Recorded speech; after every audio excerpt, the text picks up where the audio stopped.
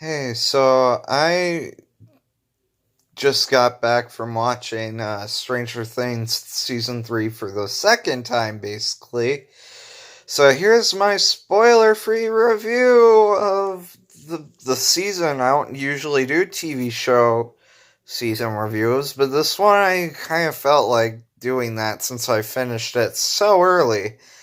And yeah, I know there aren't very many reviews out there for this season, and the ones that are out there have spoilers. So this is for the people that are like, well, season 2 wasn't as good as the first one. Do I even dare bothering with season 3? It looks like more of the same. And the short answer is yes, please go watch it. It's really, really good. In fact, it might be better than season 1. I don't know at the moment.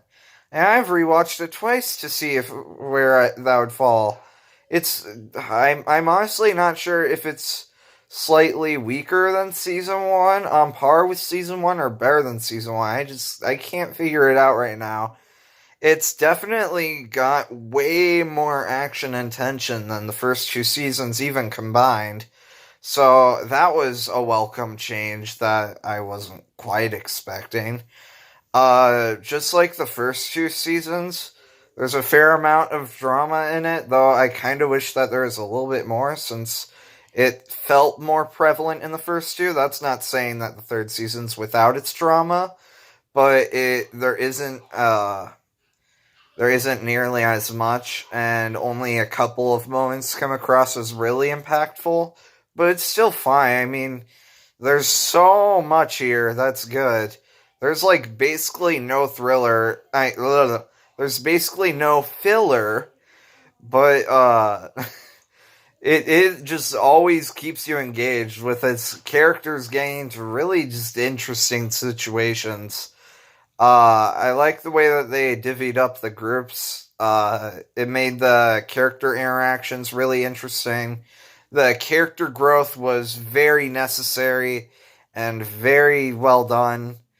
Uh, yeah, the action is like the main highlight, though. I wasn't even expecting there to be like real action since like it's not really ever been about that, though there is a little bit here and there. But for season 3, it's just constant and it's pretty unpredictable for the most part. I mean, a couple of things later on were predicted by some people, but it still didn't feel annoyingly predictable, if that makes sense. Like, I never felt confident in what was happening or where anything was going, which is good. But yeah, so characters are great, the action's great, the drama's decent enough. The story it's a little bit more lacking in story than the first two since it's more character and action focused, like I said. But it's definitely one of the best Netflix original seasons I've seen, and I've seen a lot of Netflix original seasons. Like I said, it's probably better than the first season, even, so that would make it the best season to date. It's just season 1 feels so classic, you know?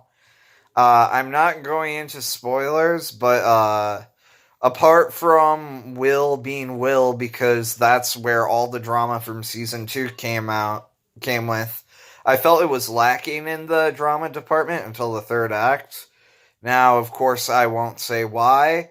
It's just that's when I felt like the drama really came to a head and was at its most effective. Some really characters that I found really annoying in season 2, like Erica and, what's the guy's name? I don't know if I can remember the kid's name now. The guy that's the what is his name? Oh no, this is a bad review all of a sudden. Okay, the bad guy kid from season 2. Let's just call him Bad Boy Kid because I don't remember what his name is. Anyways, he gets some very interesting character development, and which all really starts with the season 2 finale. So there's way more of that kind of character, if that makes sense, in there. Like they delve into like his past more, and like his relationships with characters more, and it feels all very just good. Yeah, it's really good. Oh yeah, it's way more colorful than the earlier two seasons. It looks like a Nicholas Winding Refn film, which is great because those movies are great in my opinion, which I know not everyone digs, but if you like colors, you'll like this, although, just a warning, there's a lot of flashing lights too.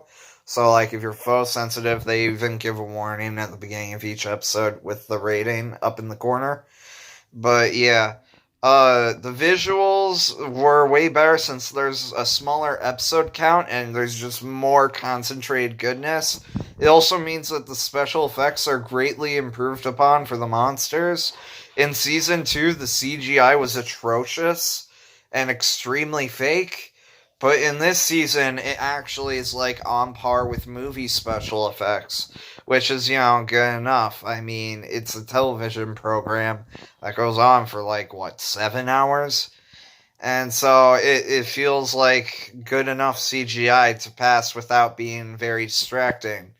Yeah, I really like the visual style a lot. It's very colorful.